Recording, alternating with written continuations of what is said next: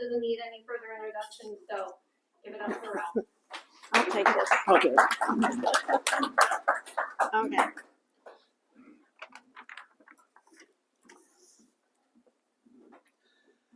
Well, it's good to be, I think it's good to be back.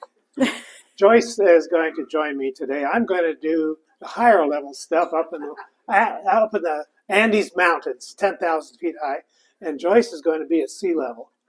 Last year, we were in Peru and Machu Picchu, and today we're in Ecuador and the Galapagos. So let's see. Okay, here we are. Oh, I am wearing a poncho that is unique to Llano Grande. The Llano Grande means a big plain, and it's right north of Ecuador, the capital city, Quito. That's about 10,000 feet high, and it's right off the Pan American Highway. It's about a half hour north of. Well, we'll talk about Llano Grande a little more. When you land at the airport in Quito, Ecuador, and you leave, the first thing you see is this big sign, and that is big. And I just wanted to let you know that.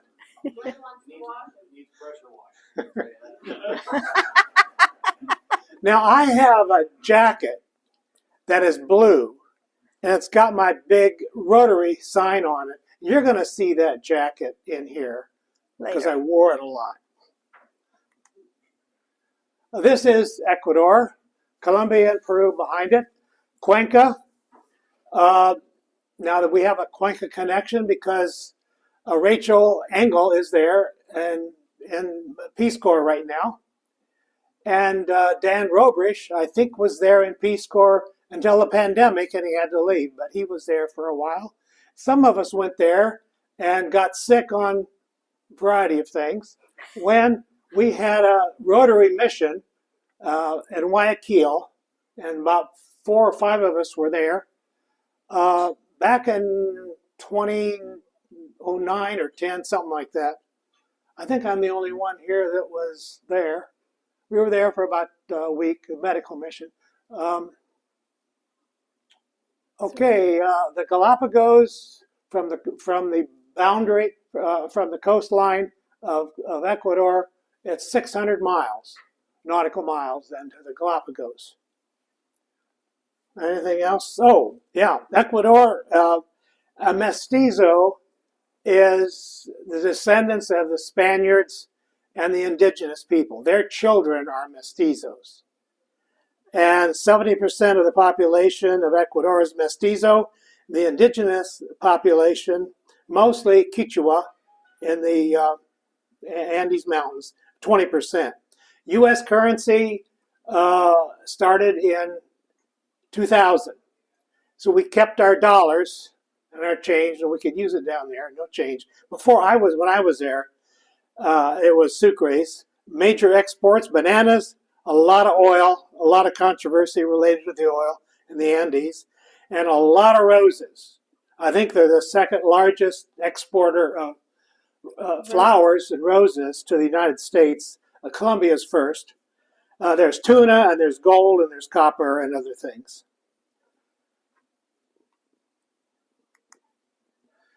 I'm going to talk a little bit about this because I was in Ecuador from 1963 to 65 between college and seminary. I was in a church program called Brethren Volunteer Service. So I was in my early 20s. And my job was to be the mission office manager, the bookkeeper, the purchaser of drugs for the medical missionary, and the bus driver. And I was tour director and all kinds of stuff. Now, which one is Ralph?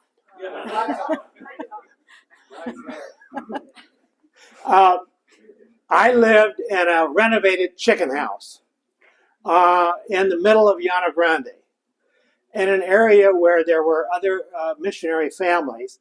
There was no electricity in Llano Grande, and there was only one well that had a couple pipes out for the whole population of Llano Grande. Living conditions were very poor. we had a generator for about 2 hours a night. We had some water. We had a pump. Anyway, I got up at 5:30 in the morning. At 6 o'clock or a little after, I was taken off in this, well, it's a wooden bus. Austin came from Britain, and then we put a bus body on it. And I had about 12 or so students. They're not all here. And I took them into Quito, and you see, we had a school for a grade school up to about grade 6. But then we took these kids to high school and middle school, dropped them off at the various places in Quito. And here we are at Mejia, and those 2 of the guys I'm dropping off. The mission started in the late 50s, and when I was there were about 5 missionary families. And one of the unique things about what we did was we went in and asked the people, how can we be of assistance? What do you need? Before we came, all of the major income for the indigenous population, these were all Quechua peoples, they got up at 4 o'clock in the morning and went into Quito on a bus. And the bus was run by mestizos who treated them worse than horrible. And they cleaned the streets of Quito. And then they went home, late morning. So there was no community feel, and families were separated. We worked with them to start a chicken co-op, bringing chickens from Hever Project. A co-op means that these little plots of land that they had their huts on, then they raised chickens. And they bought feed together, and it was cheap. And they built a mill. I think we helped them with that. And it was a co-op. And they devised a marketing plan, how to sell chickens in Quito. And they had some of the best chickens because they were really smart. And they packaged them and they sold them in Quito, and they got really good prices. So they thrived economically. But along with that, there was community cohesion. They had to cooperate. They needed to cooperate. They got along. They were with their families. It was a family business. So we had a medical clinic, and we had a grade school, and we built a grade school. The Catholics were our rivals, or they felt. We weren't rivals with them, but they built another grade school. So twice as many kids got an education because we built the school. Then I say we had nurses, indigenous nurses, and a medical. So we did all, and we had a church, which was led by. We worked in partnership. It was lay led. Now when we arrived from Peru to Quito, I had arranged ahead of time with some folks that I knew from Quito, from way back when, or their sons. I said, I want to meet with whomever remembers me and cares. Let's get together, and you choose a place in Quito, and we'll pay for it, and let's have a good time talking about the old times. And I've got some pictures and stuff to bring you, and I just want to talk about stuff. So the 3 people in the middle, those were students. You saw their pictures in the previous pictures of the kids getting on the bus. Except for Enrique, he wasn't in that picture. I don't remember them at all. They said, do you remember us? I said, I'm sorry, lo siento. But I mean, they don't look like that anymore. And so there we are, starting the process. This is Mercedes. And when I took that picture, she graduated from high school. And she is standing in the school we built. And she has her native dress on. And now all the schools in Quito have uniforms. She refused. She had dignity. She had agency. She refused to wear a uniform. So all the pictures of her are all these students in these uniforms, and she stands out. I could talk a long time about her. Well, let's see what she looks like today. There she is. And she was one of the leaders of the community. Still is today. She has an organic farm next to a plot of land close to the church, and yeah, a lot of stories about her. There she is looking at some pictures that we brought. There were 10 people around this table.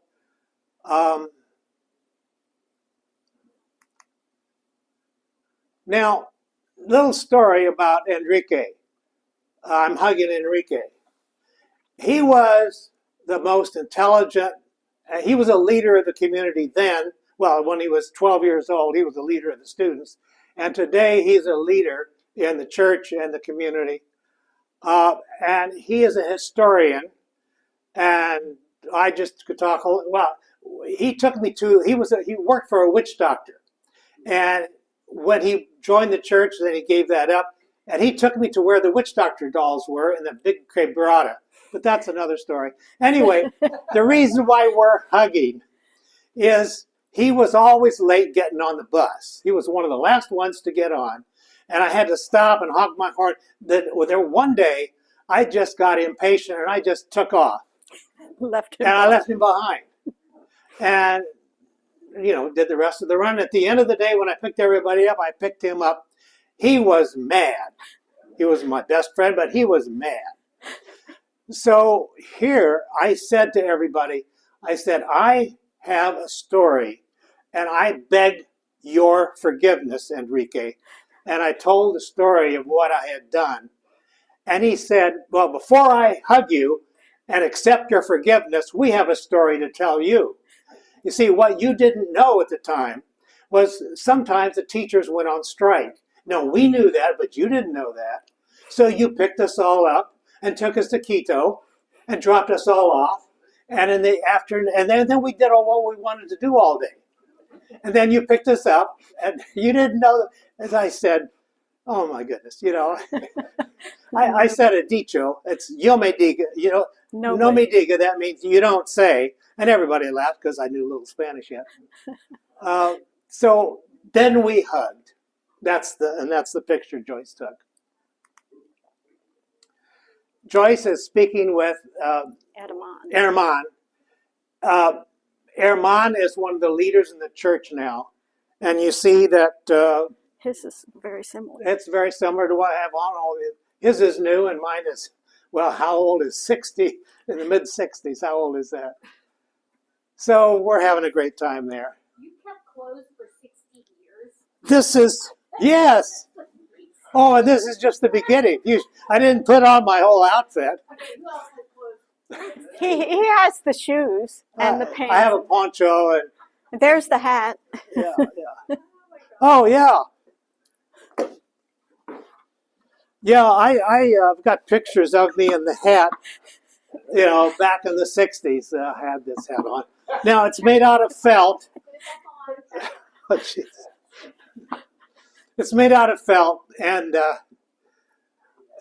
you could fight with it and drink water with it.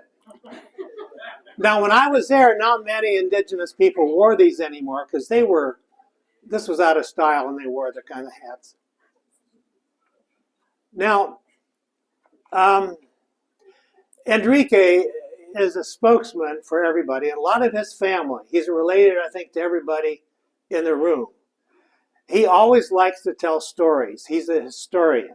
He's an anthropologist, too. And an anthropologist. And he wanted to, and I'm going to quote what he is, I want to show a little bit of what he's going to say in Spanish. This is what he's going to say. The church, he's complimenting, he's talking about what we did for their community, all the stuff I mentioned. The church brought us together. The school grew us. Thank you for your presence, your intervention. You helped us form community. And there were 3 women in the group that said, we are strong. We have status in our professional workplace. And another quote, we're grateful for the partnership, creating pride and forming community and our identity as a people. Our bond as a Quechua people grew out of the example of the missionaries. Everyone around, he told his story, and then everyone around the circle told their stories, some of them very gripping, about how their life, I mean, this is the second and third generation from when I was there. So,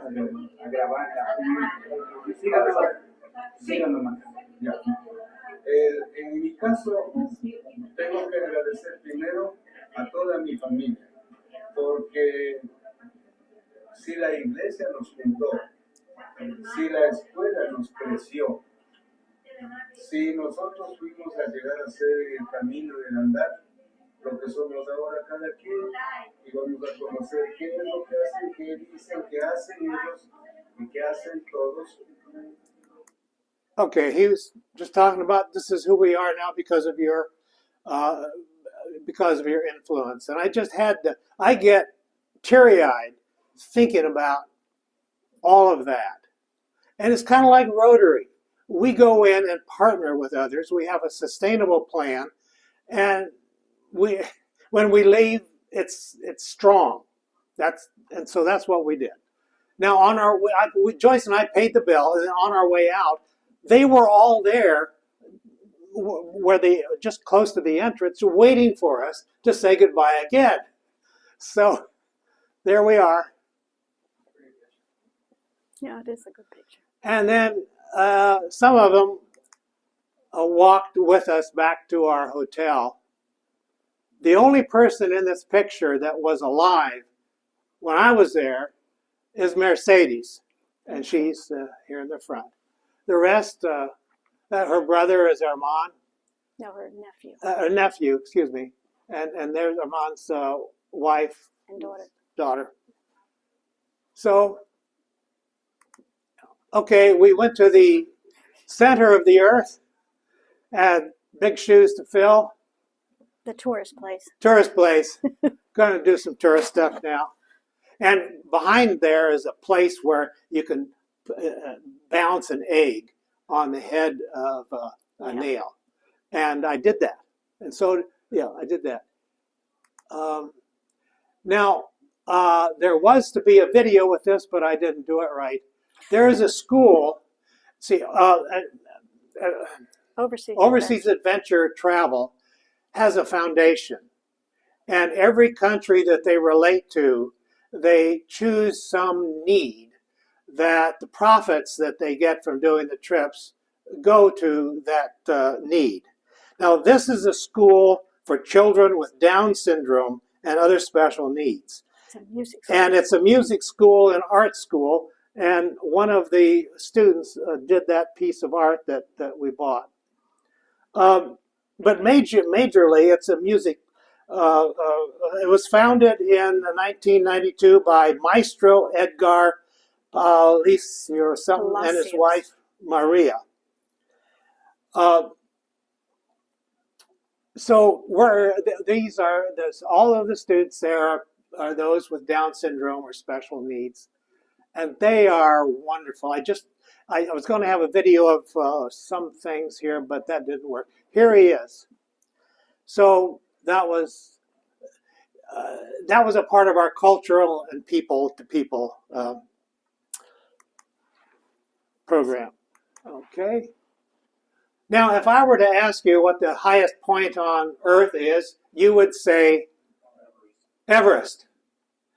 Well, that's partially true. It depends. Now, we're going to deal here with an issue of perspective. It depends on the framework in which you are operating. Now, we learned when we were on the equator that the Earth is not round. It's squashed from the poles and it bulges out at the equator. It's not round. It's just ever so slightly. So what is the highest point on Earth depends on how you think about it.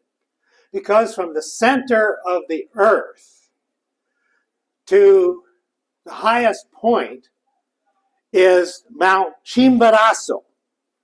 This is not Chimborazo, but it's like that. That is the highest point on Earth When measured. from the center of the Earth. Now you might be asking, and I looked this up, Everest is 29,000 feet from the sea level. See? Chimborazo is 25,500 feet from sea level. Chimborazo is 20, 20,000. and then you add 6,800 more feet because of the center of the Earth. That's the difference. So what's the highest point on Earth? Well, it depends on where you start from, as do a lot of things in life. Okay. All right, Joyce. Oh, Oh, when I was in Quito, come on, what's his name? President de Gaulle. Oh, Charles de Gaulle of France. He came to visit the president. We're in Independence Plaza. The presidential palace is right behind me. And that telephone pole is a light pole. That's the same one I stood on the base of that. And Charles de Gaulle got out of a limousine there and walked right there. And I got a whole bunch of pictures of Charles de Gaulle. Everybody knows who Charles de Gaulle is, right? No, he was. All right, this is Joyce's turn. Okay, now we move to sea level. And for most of our, well, no, you stay there. For most of our trip, of course, we were high. Oh, move this over. Okay, you stay there. We now we're going down to sea level. On the islands of Galapagos, is many islands. There are 127 islands, inlets, and rocks in the Galapagos. Only 19 are large, and only four are inhabited. That's Santa Cruz in the middle, San Cristobal to the right, Isabella, and where's Isabella? Oh, okay, Isabella, yeah, that one, that's right, and Floriana. We went to Santa Cruz. That was the only inhabited island we went to. The population on those inhabited islands, inhabited by humans, I should say, is 33,000 people.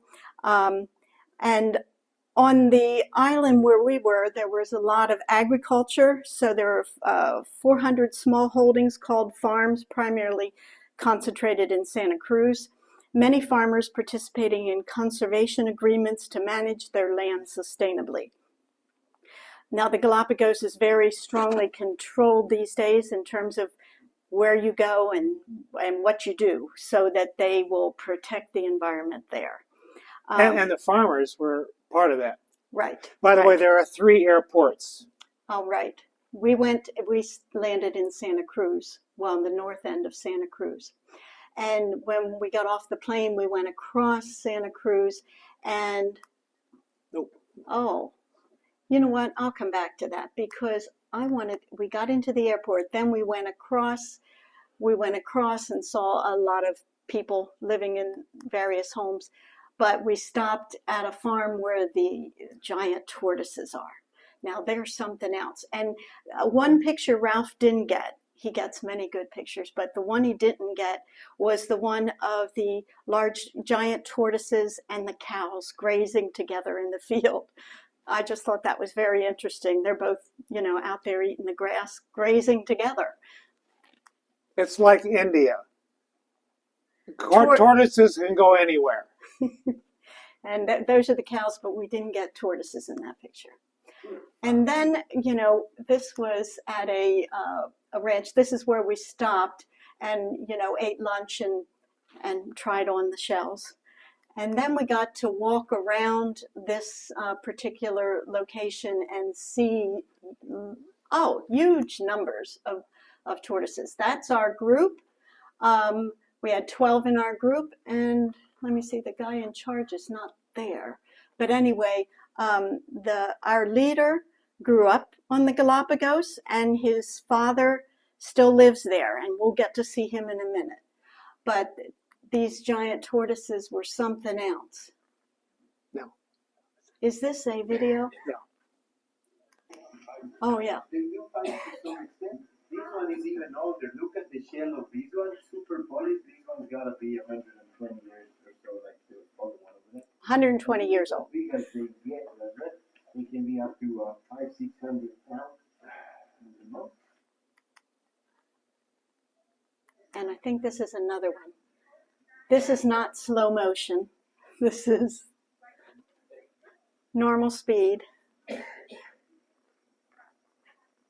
But these animals are amazing, and they're very much protected. They so can, they can live to be 150, 75 years. And the more polished their top is, the older they are. You can see the rings around there. Like, okay, now we're at the hotel where we stayed the first night, and Ralph is on the left. The next guy is the father of the next guy. The guy on the right was our leader for our Ecuador part of the trip. And his father has a farm and he grows coffee beans. Guess what Ralph got? Green coffee beans. Yes. And they're quite expensive, but very good. They're like Kona coffee. If you know, they're really top notch. I did buy 1 pound of his roasted, so I needed to match his roast. You know, you can see what it's like. And that's a view from the hotel. This is, you know, an inhabited town. People live and die there. This is, you know, burial above ground. Getting your gasoline. Then we go to the Charles Darwin's Research Center, which is a really interesting place to visit. And here's Charles Darwin. What I found interesting about this one was Charles Darwin's ideas were shared by many great thinkers from the 1700s. In other words, the whole idea of what Darwin saw firsthand was already in the minds of, well, it says the great many thinkers. of his colleagues. Yeah. This is our boat. We were on that boat for 4 days, 3 nights. And it was just our group, the 12 of us and the crew. The 12 of us plus our leader. There's crew, and here's where we ate our meals, and we made ceviche that day. We got to. The schedule for the day was up there. Yeah. Okay. When we went to, we went to a lot of islands that were just animals and birds and etc. They weren't people. They weren't peopled. And we would have to take dinghies from the boat into the shore and get off onto these rocky places.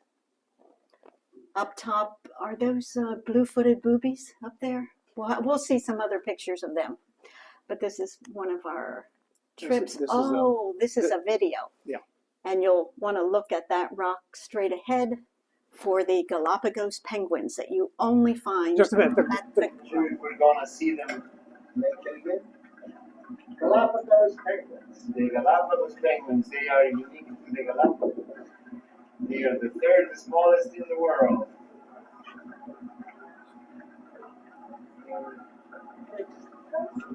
When they're posing, they do look like penguins.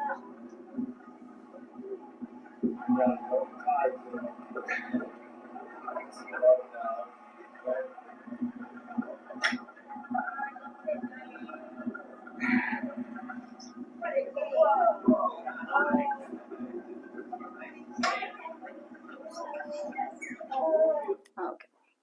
Then this is one of the rocky islands that we got onto. Did you I want just something wanted to about comment on all the white. That's guano, you know, bird poop. Yeah. And it's all over. Yeah. Okay. This is, these are the blue-footed boobies. Now this is when they're going to do this mating dance, right? She's kind of like inviting them.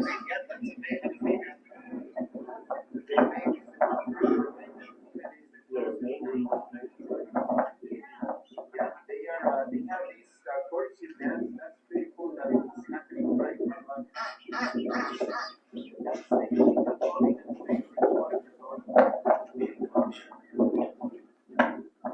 Should we cover our eyes a little bit?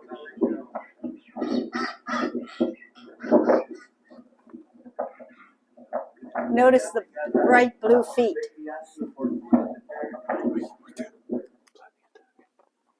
Okay, and sometimes we just go in the dinghies or zodiacs, whatever you want to call them, and tour around and just see all the rock formations and incredible places. Here's some pictures of, and there's a blue-footed booby. That is what they're called. And a brown pelican. This picture was taken by Edward Chang, who is one of our group. He took a number of these pictures, actually. He had this gigantic camera and took some great pictures. And this is a frigate bird. We saw them all over the place. You see that big red thing there? It was mating season. And they use that to attract females. And flamingos and sea lions.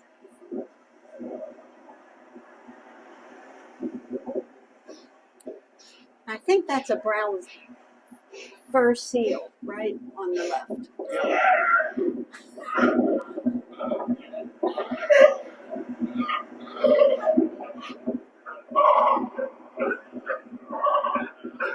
That little one has a lot of chutzpah. This is our Titanic moment on and our total, not all of our group, but a lot of our group there. You can see the quite rocky areas, and we depended on our poles a lot. Questions, comments? Yes, Glenn. So all these people, you know beforehand, or did No. you show up from there they are? We came from a whole variety of places. From Berkeley, California, the one that is the photographer. On the left. He's written books about artificial intelligence. If I were to have a conversation for 10 minutes with him talking about chaos theory and algorithms, I could understand maybe that much of it, but I know how to nod my head. So we talked a lot. And one of them was a psychiatrist, business people, different from all over, from California, from Wisconsin, Yeah. New York. So you sign up for a tour to go do this trip. It's already a planned thing, and you don't know who's going. Right. But the people that go with the Oates tours, Tend they're adventurous because this is what we do. And we deal with cultural things and people things. And they start out saying, we want you to form a family during our 10 days together. I mean, that's the first thing. You're here to get to know each other as well as the people. And by the way, we're going to show you some good touristy stuff too. So how many countries have you been to? You mean on any trip? Yeah, you've been to a lot of places. I don't know. Oh, there are so many people that have done so much more, but yeah. Obviously in your younger years. and Ecuador. You've been to Ecuador? Chile, Morocco. We landed in Heathrow, You went to, oh yeah, Morocco. I've Yeah. been to India and Europe. Europe. You have to get a And map and put Yeah, well, where you've been. we've She been was- to all 50 states now. yeah. We finished that. Alaska last- was last year, so well, Where was your favorite place?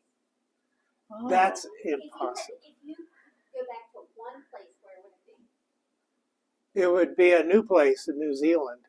Good answer.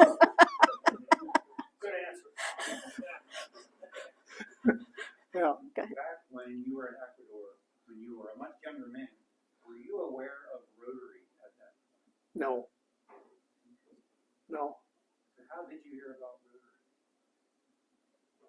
From E-Town people. Well, when Joyce and I came to be co-pastors of the E-Town Church of the Brethren in '97, there were a number of people in the congregation that were Rotarians. And I was, one of them was after me for a year before I finally said, okay, yes. because I had enough meeting. I didn't want to. I was meeting out to here, you know. So I joined, and wow, I found out there are a lot of nice people that aren't Church of the Brethren. So then, did you happen to make Rotary connections back in the place in Ecuador where you served earlier? No. I mean, Rotary was around, and well, Rotary is a pretty big deal in Ecuador. But no. you didn't. We But didn't have time to do when our group sent some people to Guayaquil, you know, back in 2010, that was a district mission, along with some people from Denmark and Japan and Brazil, I believe. Yeah, it was a.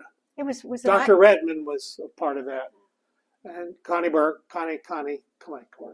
Sparks. Yeah. But no, not back then. I didn't know about anything about Rotary. Yeah. Do you have your next trip with this organization scheduled yet? It's a matter of debate in our household. You wanna go to Thailand. and I wanna go to Vietnam. Vietnam is really inexpensive. Well, Thailand is too. Then yeah. we could see your nephew in Bangkok. Yes. What was some of your main food items over there that you ate? What was some of the food you ate over there? Ceviche, pisco sours, no fish. Well, in Peru, it was guinea pig. Well, they eat that in Ecuador too. Oh don't they? yeah, that's a delicacy. Yeah. Yeah, when I ate guinea pig when I was there in the 60s. Yeah, you went into an Indian hut, and the smoke, the fire would be in the center of the hut, and this was in the high altitude. This wasn't where Yana Grande was, but I was in Ecuador a year before I went to volunteer service, and 6 weeks in a work camp, and about 12,000, 11,000 feet high, really high up. We went to an Indian hut. I mean, the thatched roof came down almost to the ground, and the fire was in the center, and there was smoke, and you walk in and you stand up, there's smoke, because the only way it'll get out is through the doorway. So we all sat down on the ground, and there was a big pot in the center, and these little beady eyes off in the dark parameters, and they were the guinea pigs, and you serve your guests the best. And so we had guinea pig stew. Didn't you get the head? I got the skull in my bowl. So anyway, He was an honored guest, yes. we had a lot of good food. Yeah. How was the coffee? Did you make it? Oh, the coffee that I brought back, yes. Yeah, it is top notch. It is expensive, and of course he lives in the Galapagos. How is he going to? Well, he comes to the United States a couple times a year. I don't know if I can afford it. He didn't give me a break on it. When you say, I don't even know how much coffee costs. Like, what's expensive in coffee? Well, it costs about $25 a pound. Green coffee. Green coffee. That's Yeah, and then you double that for the roasted. It's kind of like getting Hawaiian Kona coffee or Jamaican blue coffee. That's expensive too. Unless it's on sale, and I know where to get it on sale. Anyway, I do have some of that, but I only get it out when there are special people around. Yeah, we had their.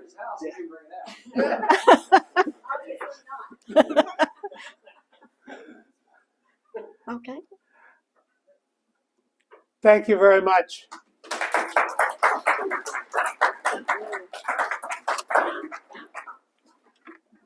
Ralph always stressed